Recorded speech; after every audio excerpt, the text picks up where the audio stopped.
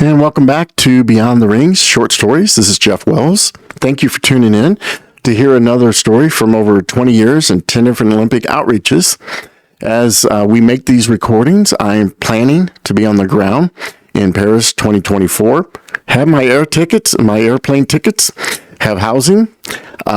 Just got to pay for food and get around town, and we're in the process of making pins now. I'll tell you more about that later. Right now, I want to talk to you about children at the Olympics. Now, if you know me, I have a special place in my heart for teenagers. Absolutely love working with teenagers. I think they're some of the greatest people on earth, and I think it's one of the best times in life.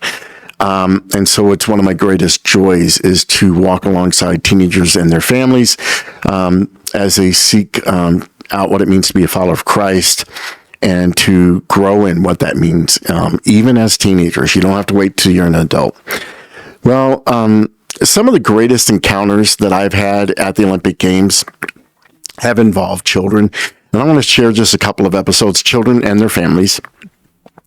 And I just want to share a couple of those episodes with you today. So one of them that I think of right away was Sochi. Actually, in Sochi, I had a couple of really neat encounters with children. But one that I have very fond memories of is, so Sochi Park it was located near the Black Sea, and we would walk about a mile from where we were staying to catch the metro to the Sochi Olympic Park. Now, the thing is, in Sochi and many Olympics, if you didn't have a ticket for an event in Olympic Park that day, you cannot get access. You can't go in. Now, in many of the previous Olympics, like Sochi, you could go if you got there early enough, and you could buy essentially a day pass that would allow you to enter Olympic Park, but you still couldn't go into any of the venues where the competitions were being held because you didn't have a ticket for that competition. And so we didn't always get to go into Olympic Park. Sometimes we were stuck outside. But thankfully, the way Sochi had set it up is that basically you got off the metro and you crossed over this bridge and you came down these big steps, and they had a huge Olympic ring display. And it was a great place to gather, to meet up with people that you were going to go to the game with. And it was all happening outside the security checkpoint and entry into Olympic Park. And so on the days we could not go into Olympic Park because either there weren't any day passes available or we just weren't going to do that day, we would often hang outside in that area. And it was a large area.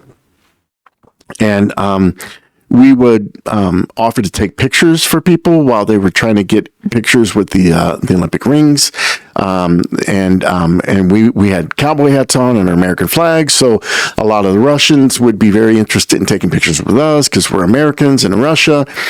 And even though I didn't speak an ounce of Russian and they didn't speak an ounce of English, we would have fun with each other. And one of the greatest examples I can think of that is there was this family with some young children, and they were decked out in their Russian flag attire. They had a couple of Russian flags. Little girls had Russian flags, ponytail holders and pigtail holders, and oftentimes Russian flag face paint and all that. And this one little girl, she couldn't have been more than 3 or 4, just totally decked out. And so the mom convinced me to kneel down behind her and to get a picture with her.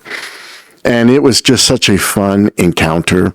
And I don't remember that day if we had our Russian interpreters with us or not. But I remember just giving them a pen and the explanation of the pen on a little business card. And even though it was English, I was trusting that they would find somebody who could interpret it for them. And while it wasn't a full-fledged, A to Z presentation of the gospel, it was certainly a gospel moment. And it was joyful. It was fun. And that's the thing I would tell you, that anytime it comes to engaging in gospel conversations, whether it's with your uncle, your next door neighbor, your coworker, your best friend, your children, your teammates, if you're in school still, is be genuine and have fun. You don't want to get into an argument. You don't want to browbeat them. You don't want to threaten them with eternal separation from God, hell. That's very real, but you don't need to be the tone. Obviously, if you're sharing with a loved one, you can plead with them. I want you to be with God in heaven. I don't want you to be separated from Him. But you don't want to present it to Him as basically turn or burn. That's not the right attitude. And that's one of the things that I'm reminded of with children, be it at the Olympics or in my everyday life and at my church, is they're some of the most genuine, honest, forward people you'll ever meet. And that could be good or bad. They can call you out and say, why are you so fat?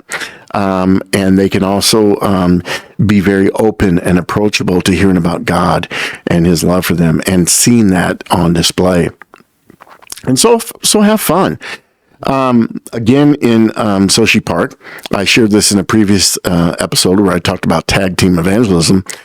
Another encounter. We had just entered the park one day, and a little boy came up, and again, he spoke no English. I spoke no English. This day, we did have our interpreters with us, and he wanted to give me a magnet of Stalin, and he was very proud of it, and he was excited to give it to me as a gift. And so that led through our interpreters to a full-fledged gospel conversation where both the boy and his father prayed to receive Christ. So you never know what's going to happen. One of the things in the early days of my involvement with international sports chaplains and Olympic pen training evangelism is they had created not only a regular pen, Jesus pen, to be used, but in Sydney, Australia, and in Salt Lake City, both, they created children's pens as well. And so we had a bunch of pens that we could use for gospel conversations with children. And again, it just out of wisdom and respect, you never want to have gospels. You never want to have serious, meaningful conversations with children unless their parents are right there and involved. And so you would get permission to give them the pen. You would get permission to share the story of Jesus and His love for them. Most parents are going to be very, very open and even excited for that. But if you don't get that, give them the pen anyway, hand them the track or the business card that explains the gospel, and let that be that. Because at the end of the day, the parents are responsible for those children before the Lord, and we need to honor and respect those parents and trust that God's at work, even if there may be some parents who may be a barrier in that moment. Again, these children are minors, whether they're 4 years old or 14 years old. Don't go deep into that conversation, and certainly calling for decisions without the parents' knowledge of and permission to move forward in that conversation. And I think that's important because we know that Jesus loved children. He said, let the children come to me. We know that some of the obstacles we run into in the Western culture is not treating children respectfully or their parents respectfully. And so we want to honor all that when we're engaging in gospel conversations. And that's been a rule regardless of where I've been at, and certainly when I've been at the Olympic Games. And so enjoy the children around you, be it your own children, your grandchildren, nieces, nephews, cousins, neighborhood kids.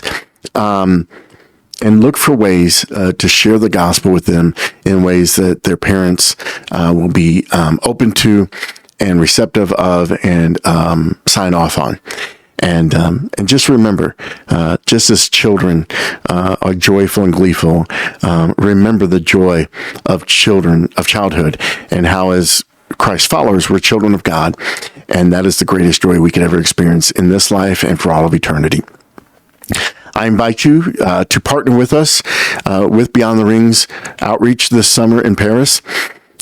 We are in the midst of raising funds for our our pen production. Our goal is 3,000 pens. They're about $3 a pen. So we need to raise $9,000. We have about $2,000 toward that goal as I make this recording.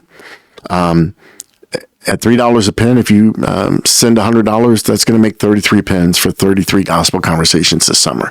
So go to our website, beyondtherings.net. There's a link there that can instruct you on how you can give online or send a check. And we would treasure the opportunity to have you partner with us as we share the gospel this summer in Paris for the 2024 Summer Olympic Games. Thank you again for tuning in today for Beyond the Rings Short Stories. I'll talk with you next time.